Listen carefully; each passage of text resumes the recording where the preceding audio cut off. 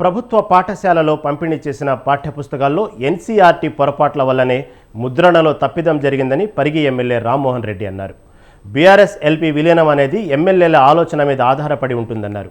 Party నేతలు అభివృద్ధిని కోరుకుంటున్నారని, ఆ దిశగా ఆలోచనలు చేస్తున్నారని చెప్పారు.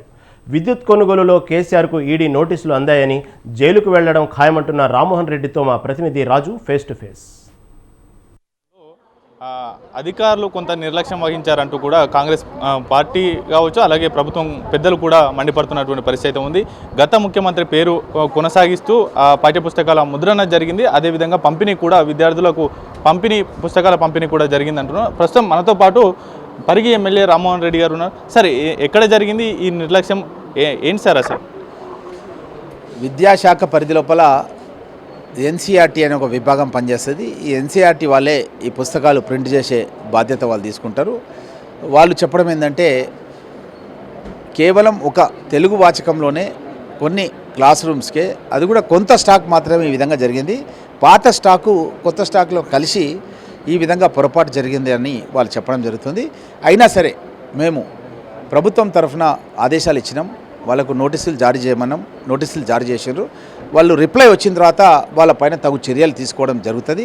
ఇది మెయిన్ పేజ్ కాదు, ముందు మాట అని మెయిన్ పేజ్ ఓపెన్ చేయగానే లోపల ఉండే పేజ్ ఇది. ఆ పేజ్ని చేంజ్ చేసి ఇంకొక పేజ్ ఇన్సర్టేషన్ చేస్తున్నాం. ఎందుకంటే విద్యార్థులకు సరైన సమాచారం ఇవ్వాలి.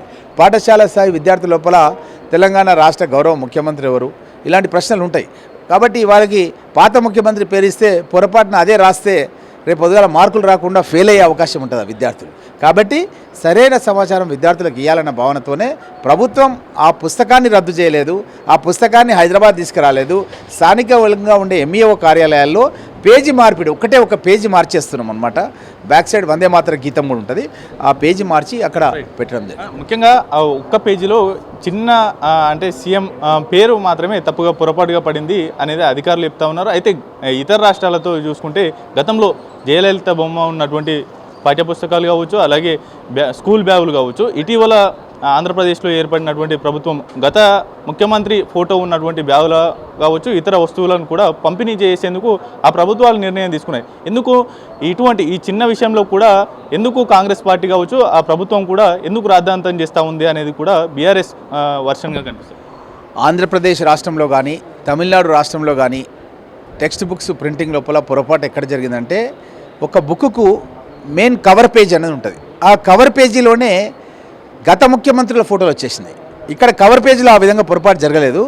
లోపల ఉండే సెకండ్ పేజీ లోపల ముందు మాట అని చెప్పి ఉంటుంది. ఆ పేజీలోనే ఈ పొరపాటు జరిగింది. కాబట్టి కేవలం ఆ పేజీ తీసి వేరే పేజీ పెడుతున్నాం.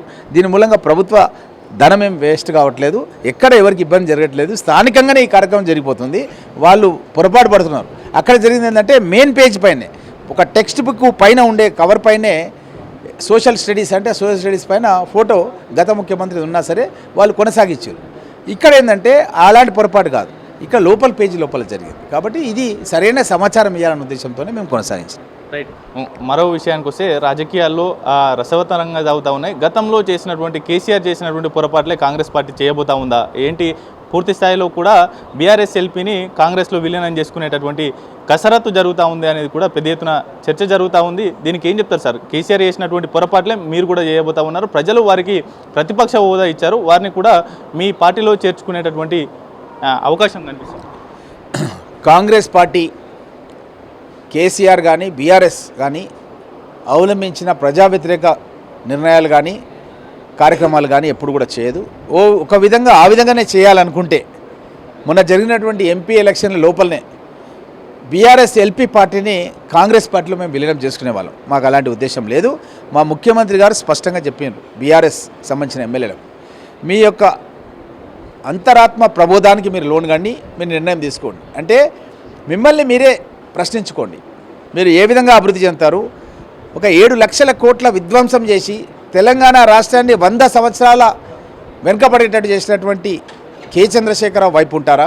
నీళ్లు, నిధులు, నియామకాల గురించే తెలంగాణ రాష్ట్రాన్ని ఇచ్చిన సోనియా గాంధీ గారి ప్రతినిధిగా తెలంగాణ రాష్ట్రానికి ముఖ్యమంత్రిగా రేవంత్ రెడ్డి గారు ఉన్నారు. ఎవరి పక్షాన ఉంటుందని మీరే నిర్ణయం చేసుకోండి. Thank you so much sir. ఇది ఓవరాల్గా పరిగి ఎమ్మెల్యే రామ్మోహన్ రెడ్డి గారు చెప్తున్నారు. పాఠ్యపుస్తకాల పంపిణీ విషయాల్లో జరిగినటువంటి పొరపాట్లు సంబంధించి పూర్తి స్థాయిలో కూడా విద్యార్థులకు స్పష్టమైనటువంటి సమాచారం అందించేందుకే ఈ నిర్ణయం తీసుకున్నాను తప్ప మరొక ఉద్దేశంతో కాదు అంటూ కూడా ఆయన చెప్పడం జరిగింది. దీంతో పాటుగానే ఎమ్మెల్యేల కాంగ్రెస్ పార్టీలో ఎల్పీ విలీనానికి సంబంధించి కూడా రాబోయే రోజుల్లో వారి బీఆర్ఎస్ ఎమ్మెల్యేలు నిర్ణయం తీసుకోవాల్సి ఉంటుంది అంటూ కూడా చెప్పడం అనేది జరుగుతుంది. కెమెరా పర్సన్ అఖిల్తో రాజు, స్వతంత్ర టీవీ, హైదరాబాద్.